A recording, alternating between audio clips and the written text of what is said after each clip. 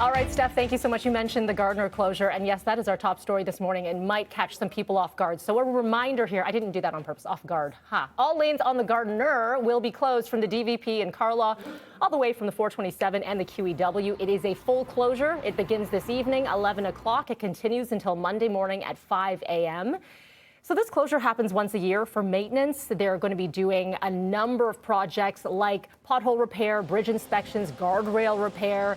Now, this was originally scheduled, you might remember, for June 25th to the 28th, but it was rescheduled because of the weather. All right, and as Steph has been showing you, the Gardner looking pretty good this morning. That'll change again, shut down. The city says expect delays. Good idea. Please do plan ahead. Look for those alternate routes. Lakeshore, an option, of course. But keep in mind, Lakeshore, it's going to be open through the length of the Gardner, but closed east of the DVP from Leslie to Woodbine, and that is for active TO. The 401 is an alternate, but keep in mind that is much further north, so probably not a good option for you. Okay, Ontario getting a major boost in vaccine supply this month, and it comes as the province hits a significant vaccine milestone. 5 million additional doses from Pfizer and Moderna delivered to the province over the next 4 weeks. Ontario administering over 16 million shots so far. Now, here's some more good news. Just over half of all adults in Ontario are now fully immunized. The province has also passed its vaccination target for entering Step 3, and that is scheduled for July 21st. Now, Pfizer will be asking American regulators, this is big, to approve a third dose of their COVID-19 vaccine. The pharma company is saying a booster shot taken within 12 months could significantly increase immunity. The current two-dose regimen has been found to offer strong protection, but antibodies naturally diminish over time. U.S. health officials releasing a statement saying fully vaccinated people don't need a booster dose right now. But federal health officials are keeping a very close eye on this new variant that could impact Canada's vaccination efforts. It's important to now work out whether Lambda variant has any impact on our vaccines.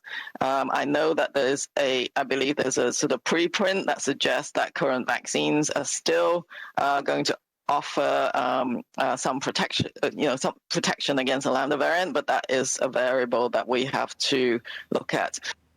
So there are right now recorded 11 cases of this Lambda variant, first identified in Peru, that have been confirmed in our country. And coming up just after 8 o'clock, we have a U of T immunologist joining us to talk about how effective vaccines are against the variants that we are seeing here in Canada.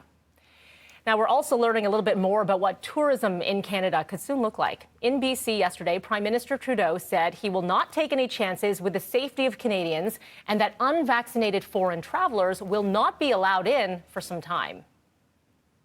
We have to make sure, however, every step of the way, that we are not sliding back, not having to reclose, not having to go yo-yoing again in our openings and closings. That's what we all want to avoid. So taking it methodically and responsibly is the way we're going to first and foremost continue to keep Canadians safe and ensure that our recovery happens as smoothly and as quickly as it possibly can, safely.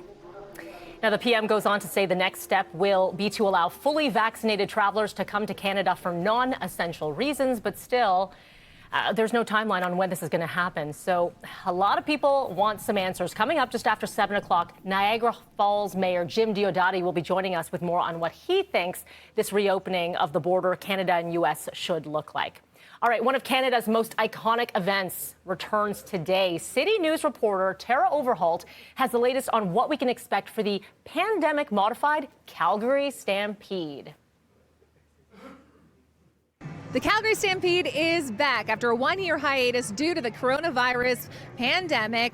The first time that it was ever canceled in its over 100 years in existence. The spirit is back. It's just a little bit smaller this year. Now the midways, the games, and all the foods are here. People are going to be really happy about that.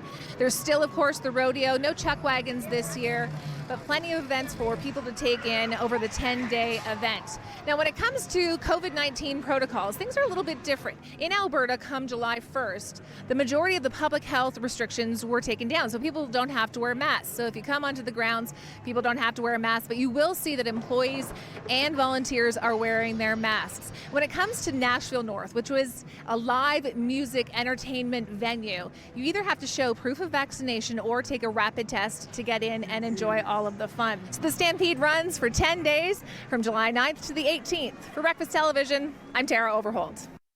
All right, and still ahead, Calgary's Mayor Naheed Nenshi will be joining us live at 9 this morning as his city takes that big step toward, let's put this in quotation marks, normal life. Now let's talk the Olympics. The torch has arrived in Tokyo as the Games prepare to kick off in close to a couple weeks.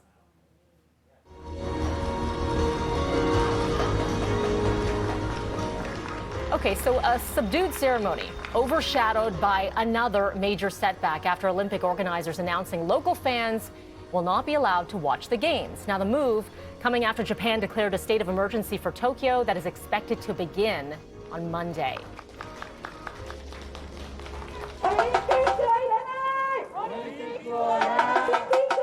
And as the torch arriving in Tokyo, nearly a dozen protesters here, a small gathering, calling for a complete cancellation of the Games. The Olympics set to begin July 23rd, running until August the 8th.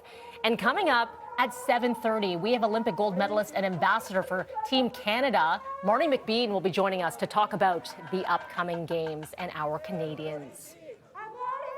All right, still ahead here on Breakfast Television, a new superhero movie hitting theaters today. But guess what? There's one province where fans will not be catching it. I think you can guess where. Mike Epple, he's up next.